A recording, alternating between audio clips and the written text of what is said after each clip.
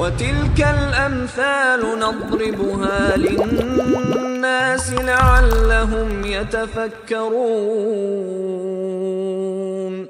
Pertanyaan yang pertama, bagaimana bersedekah dengan uang yang subhat?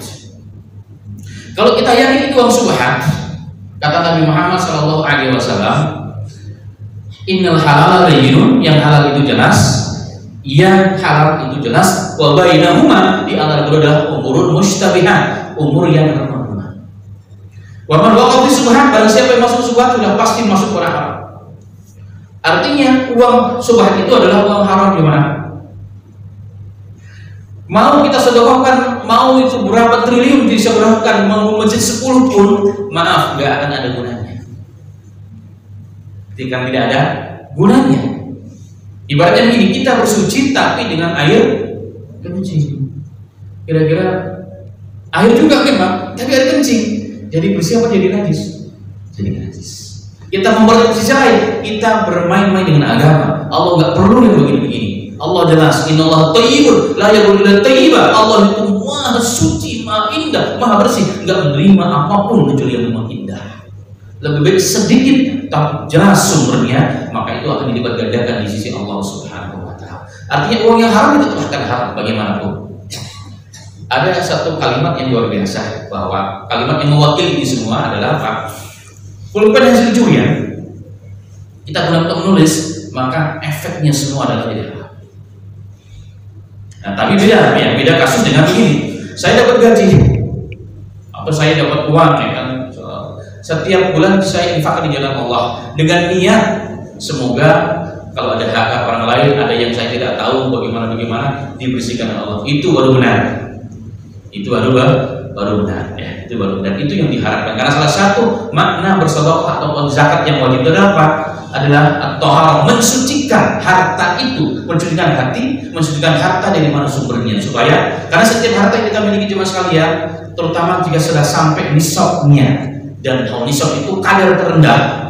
Haul itu 1 tahun, itu ada hak orang lain yang wajib kita tunaikan. Maka orang yang sudah sampai 2 ini enggak dizakati, ibaratnya begini, yang paling gampangnya kita beli ayam masih hidup di pasar.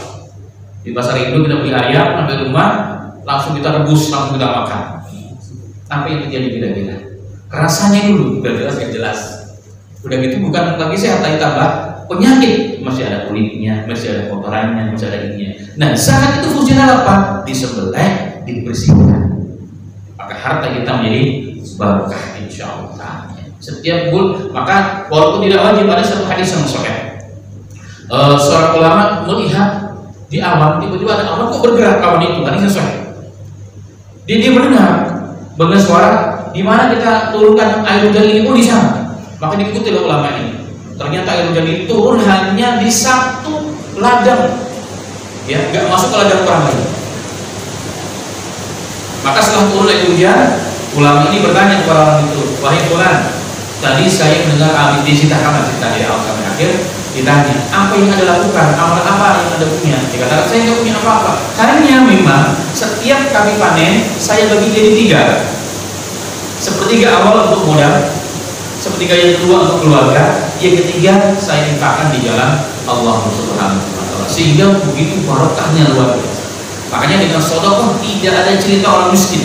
Dengan barokah hati tenang dan berlipat ganda. Kalau Rasulullah mengatakan, "Tadawu bersedekah ya ibadallah, berobatlah kalian wahai manusia dengan banyak bersedekah karena Allah Subhanahu wa taala. Tambah barokahnya insyaallah, dijauhkan dari hal-hal yang tidak baik, tapi pastikan yang kita kasih yang benar. Tapi di sini insya Allah orang yang soleh semua tidak akan mungkin mengambil harta yang bukan haknya.